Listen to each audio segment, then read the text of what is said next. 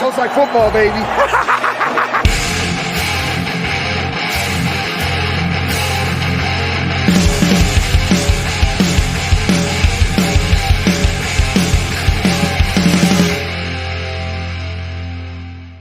What's up, guys? Welcome into the Fantasy Football Smackdown Waiver Wire Sniping heading into Week 3.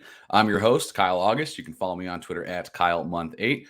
Appreciate you checking out this show. Of course, if you're watching this on Saturday on YouTube, you already know. If you're checking out the podcast on Sunday and you're seeing this show drop, make sure you're subscribed over on YouTube. This show releases YouTube only on Saturday morning or afternoon, and then on the podcast feed on Sunday. So if you want to get a jump on the waiver wire, you want these names ahead of the rest of your league mates, you got to be subscribed over on the Dynasty Warzone YouTube channel. This is looking ahead to the waiver wire Week 3. Of course, Week 2 is yet to kick off, but if you're newer to this strategy, in short, what we're looking to do here is take those few extra bench spots that we may have on a roster that we're not going to have to leverage those players in Week 2 and to snipe some of these players off the waiver wire for free. On Saturday or Sunday, wherever your league settings are, just pick them up as free agent ads, stash them on your bench through Sunday, see if they hit. And if they do, you're sitting there pretty with they're already on your roster versus the rest of your league looking around, wondering what hit them. Of course, nowadays, waiver wire content is everywhere, including right here on the Dynasty Warzone Network. But if you want to get ahead, you don't want to fight people for fab or for waiver claims, you can use waiver wire sniping to add these guys earlier on. In the weekend ahead of time, and that's what I'm looking to do for you here. So I'm going to roll through all of the major positions today and let you know what players you need to be adding before kickoff in Week 2. All right, here we go. If you're watching on YouTube, you're going to see these players' names up on the screen. If you're listening on the podcast, again, I highly suggest YouTube on Saturday, but regardless, I'll roll through these names for you. At the quarterback position, a couple matchups to monitor, and I'll continue to do this throughout the year as well. I'll give you a few QBs that you may be starting that have some tough matchups next week. And also, as we get closer and closer to the bye weeks, that's another great time to be leveraging waiver wire sniping, to be looking at your team a week ahead just to see if you can prepare yourself a little bit better and not be surprised when you look and, half your starters are on bye next week. So I usually do this just for the string positions, mainly quarterback. If we're heading into Week 3, we're going to get a chance to see Aaron Rodgers in primetime against the Chicago Bears. But in Week 3, Aaron Rodgers is going up against that Tampa Bay defense that shut down Dak Prescott in Week 1. So Aaron Rodgers may be a guy that if he struggles again in Week 2, you may look to sit. So take a look at Aaron Rodgers. If he's in your roster, you might want to pick up one of these streamer types just to be safe. Tua is another one. He's going to be at home, but he gets the Buffalo Bills defense there. So another quarterback matchup to watch in Week 3. If you're streaming and you like what you have heading into Week 2, you could consider picking up these guys for Week 3. But Matt Ryan at 44% owned leads it off for me. This matchup, this upcoming weekend is another one that I actually like. So you could pick up Matt Ryan to replace your streaming quarterback for Week 2 and 3. I like Matt Ryan's matchup in Week 3 against the Kansas City Chiefs at home. Matt Ryan was my number 2 streaming quarterback for Week 2 behind Carson Wentz. So if you have anybody lower than Matt Ryan on that list, then you can maybe just pick up Ryan and roll him for 2 weeks. Number 2 on this list, 18% owned, Baker Mayfield. His Week 3 matchup is at home against New Orleans Saints, and it kicks off 3 straight home games for Baker, who put up a pretty decent fantasy day in Week 1 against the Browns. So Baker Mayfield is my number 2 waiver wire sniping quarterback this weekend. Number 3 is Ryan Tannehill, 18% owned as well, at home in Week 3 against the Las Vegas Raiders. Tannehill, similar to Baker Mayfield, kind of had an under-the-radar decent performance, so he's definitely a streaming candidate. Been surprised on how low he is on ownership percentage. So he's a guy that's readily available and out there. And if you're in a little bit of a deeper league, maybe some of these guys are already picked up. I still like the option of starting Marcus Mariota. He won't be great for NFL purposes, in my opinion, but for fantasy, if he's running like he did in Week 1, his Week 3 matchup at Seattle, being only 11% owned, makes him a prime candidate as a spot starter for you if you're a streamer or maybe you are the Dak Prescott owner and you're looking for some replacements. Taking a look at the running back position, I have 5 or 6 guys here, a few deep league stashes that you may want to take a look at. Leading the top of the list for the second week in a row, I like rostering Rashad White. He's 36% owned. Leonard Fournette was limited in practice throughout the week. He'll be good to go for Week 2. But I just want to see more of a true game script for Tampa Bay as we head into the second week of the season here. White was the only running back to see meaningful snaps for the Bucs in week 1, paired up with Leonard Fournette. Leonard Fournette still saw the lion's share, obviously, but I think Rashad White should be a priority handcuff, and he's about 10 to 15% less owned in Yahoo leagues than some of those high-end handcuffs like a Jamal Williams or Khalil Herbert. Those guys are hovering right around 50, so they're not on this list. Number 2 to snipe is Rex Burkhead. His ownership percentage increased to 36% following week 1, where he was heavily featured not only in the passing game, which we may have expected, but in the run game as well. So the fact that Burkhead will be the passing downs back, in my opinion, for this Houston Texans team, playing from behind most often than not, 36% owned Rex Burkhead should be more owned in across your league, especially in PPR. Number 3 on this list is Eno Benjamin. Kind of similar to Rashad White. There's an established starter in James Conner there in Arizona, but Eno Benjamin only being 10% owned.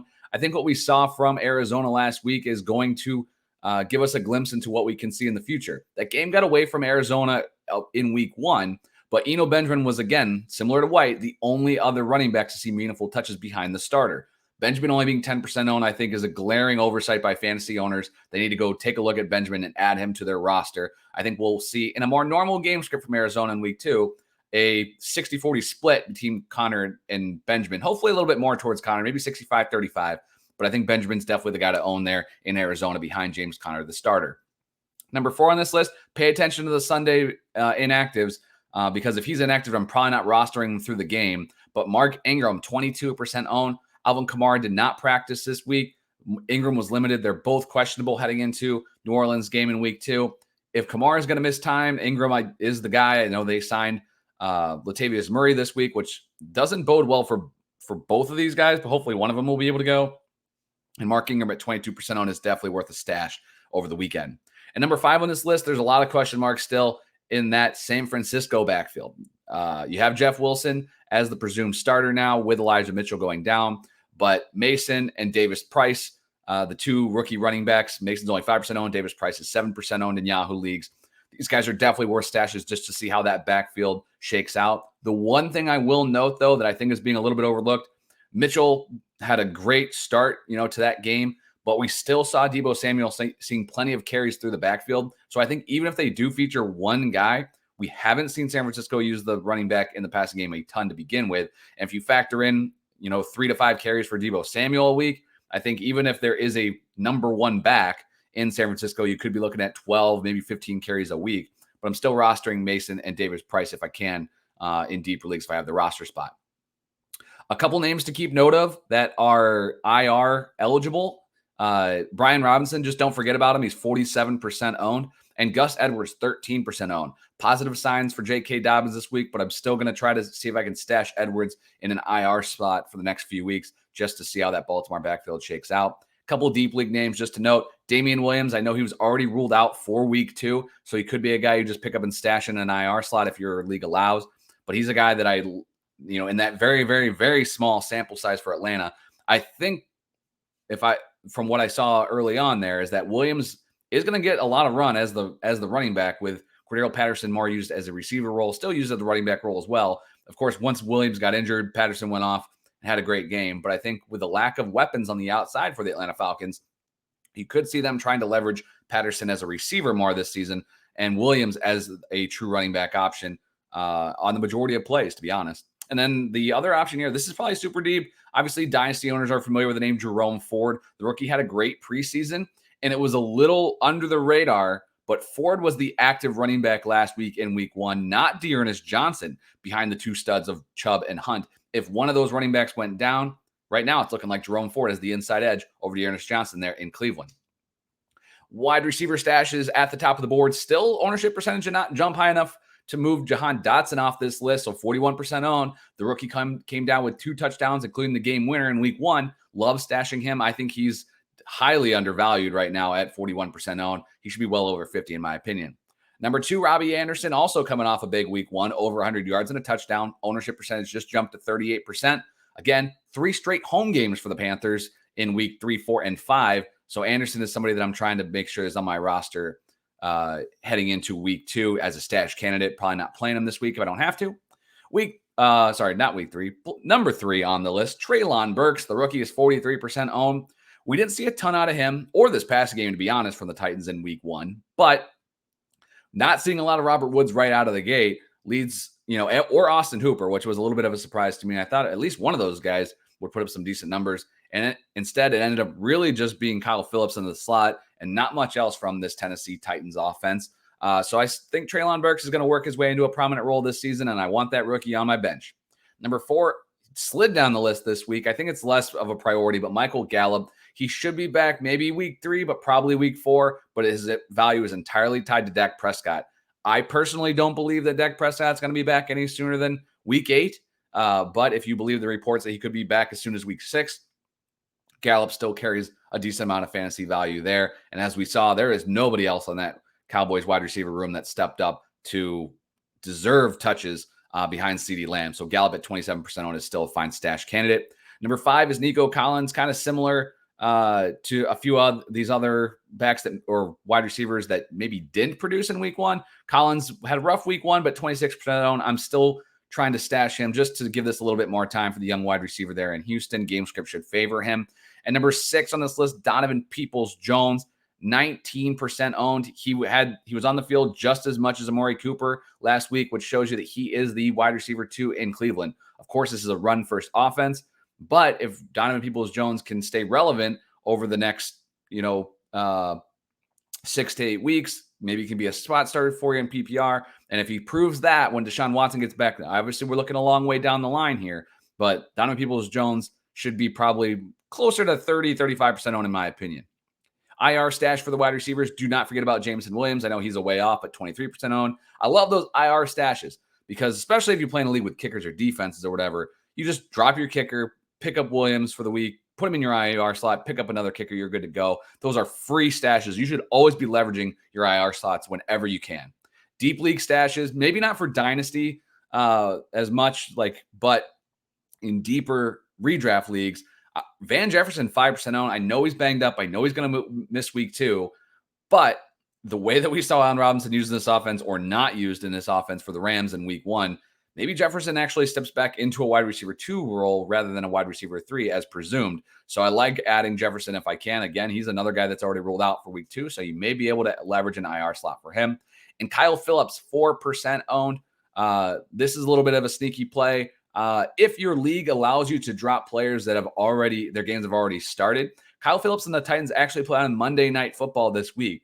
So what you may be able to do, and I don't condone this, but if your league allows it, I personally don't have this setting turned on for my leagues, but some leagues where you play, the default is to let you drop a player that was on your bench, even if his game has already started. So in that example, what you can do is stash another player that's on this list for waiver wire sniping. If he pans out, you're good to go, locked and loaded, you beat the wire.